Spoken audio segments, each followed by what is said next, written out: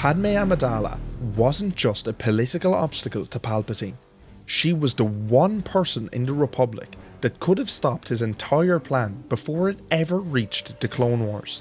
And the clearest proof of that isn't even in the theatrical cut of the films. It's in a deleted scene from Attack of the Clones, where for the first and only time in the trilogy, we see Palpatine genuinely afraid. I don't mean worried, I mean genuinely afraid that his plans are in trouble. In this scene, Padme doesn't just argue against the Military Creation Act, she almost collapses the power that Palpatine has been building since the Phantom Menace. She reminds the Senate what war actually means. She rallies senators to her side, and for a brief moment, Palpatine loses control of the room. He reacts exactly how we expect him to. He shuts her down and prevents anyone else from joining her side. This deleted scene allows us to understand why Palpatine moves so aggressively to undermine her, and eventually to have her removed from the situation entirely. The Assassination Attempts. By the time Attack of the Clones begins, Padme is already a problem for a powerful people in the Republic. She's no longer the teenage queen from Naboo, she's a senior senator, widely respected, and most importantly, she's leading the opposition to the Military Creation Act. This bill is the foundation of Palpatine's plans. No army means no war. No war means no emergency powers. And no emergency powers means no empire. So when there's an assassination attempt on Padme's life, literally the moment she lands on Coruscant, the movie treats it like a mystery. Who would want her dead? The Separatists. The Jedi quickly shut that down, as they don't yet believe Dooku would be capable of assassination. Corporate interests that would benefit from a war? Maybe random extremists. The final answer is delivered later in the movie that it was Newt Gunray who wanted her dead, but even then, it is Palpatine who allows Dooku to go forward with the assassination attempts. Padme is the loudest, most effective voice, standing between the Republic and militarization. To have her removed would essentially end the opposition and allow Palpatine to fully take control of the Senate. The fact that she survives doesn't stop Palpatine, but it does significantly change what he needs to get done for him to get his way. Padme shows her strength. Now, here's where the deleted scene becomes crucial. After nearly being killed, after watching someone close to her die right in front of her, after being explicitly targeted for her beliefs, Padme still goes to the Senate. She still shows up as leader of the opposition, showing her complete strength and determination, earning her several admirers in the Senate. People who may have thought she was too soft before are now seeing who she really is. And this isn't a passive appearance either. This isn't her sitting quietly while others debate the fate of the galaxy. She stands in the centre of the Republic and challenges its direction head on. And what she says turns a lot of heads. She argues that passing the Military Creation Act doesn't protect peace, it destroys the possibility of it. She points out that arming the Republic tells the Separatists exactly one thing, that violence is now the language of politics, and once that happens, violence is all that can follow. Passing the act, she says, is essentially declaring war. She has reframed the entire debate. She doesn't accuse anyone.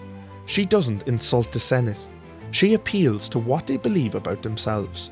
She tells them, plainly, that she does not believe that anyone in that room actually wants a war, and that's why they shouldn't vote for one. And it works. You can see it in the reaction shots. Senators start agreeing. The room shifts. The momentum moves away from fear and toward restraint. The Senate becomes louder. People audibly backing Padme after her speech. Padme doesn't achieve this through force or moral grandstanding. She achieves this because she's right, and because she understands how to speak to systems, not just individuals. This is the point where Padme proves she's much more than just a symbol. She's a leader people will rally behind. A leader that many in the galaxy may turn to in a crisis. And then the camera cuts to Palpatine. this is the most important part of the scene, because Palpatine doesn't smirk, he doesn't calmly redirect the conversation, he doesn't even feign agreement or satisfaction with Padme. He looks crushed. He looks genuinely alarmed. The man who plans to manipulate both sides of a galactic conflict suddenly realises that the Senate might slip out of his grasp.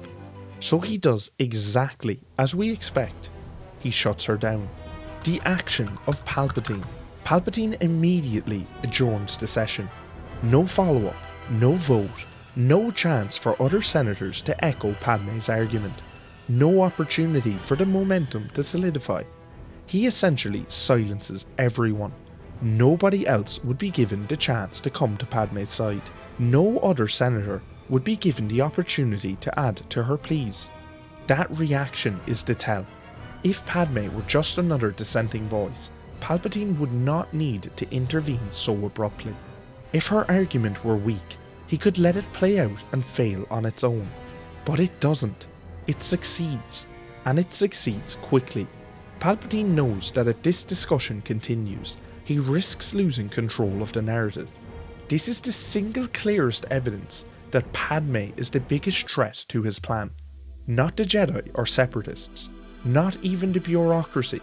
Padme threatens the one thing Palpatine needs above all else, the unwavering backing of the Senate. He needs the war, he needs the fear that comes with it, and he needs the Senate to be looking to him, not anyone else, when they aim to grant emergency powers. And Padme is interrupting that. The undermining of Padme. In the animated Clone Wars series, Padme consistently proves that this deleted scene wasn't a once-off. She wins systems over, she builds coalitions, she reframes debates, and every time she gains ground, something conveniently happens to neutralise her progress. A separatist strike, a senator is attacked, a sudden crisis that shifts the conversation from diplomacy to defence. Palpatine avoids going to argue with Padme. He invalidates her victories by changing the conditions around them. Padme represents a future where the Republic resolves conflict through consensus and restraint. Palpatine's entire plan requires the opposite: perpetual instability that justifies stronger control. So when Padme succeeds, the galaxy has to burn just enough to make her look naive. And the tragedy is that she realises who is pulling the strings, but far too late. The context behind the scene. George Lucas cut this scene for pacing, and on a purely structural level, that decision makes sense. People believe that Attack of the Clones already struggles with momentum, but thematically, this cut does real damage. Because without it, Padme's importance has to be inferred instead of demonstrated. The Clone Wars tries to restore that damage retroactively, and it succeeds to an extent. But the films needed this moment. They needed to show Padme as a force before showing her being sidelined. Otherwise, we only ever really see Padme lose or look like a victim, where this scene would have displayed her power and importance in the Senate. When people say Padme was underwritten or wasted, I don't think that's entirely fair. The pieces are there, the intention is there. What's missing is the connection that shows how dangerous she actually was to Palpatine and his plans. This deleted scene is that connection. It shows her courage, her clarity, and her influence.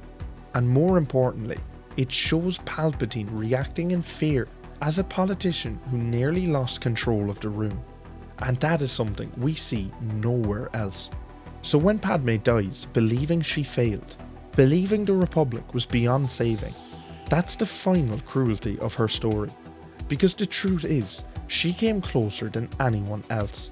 Not with a lightsaber, not with prophecy, but with an argument strong enough to scare the future Emperor of the Galaxy.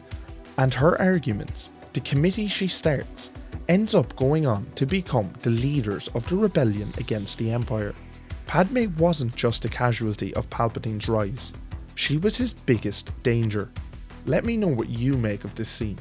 Do you agree with how much of a threat Padme was to Palpatine? Or do you believe Palpatine was allowing this to happen to cause more separation in the Republic? If you enjoyed this video, hit subscribe and let's uncover the galaxy's greatest secrets together. Thanks for watching.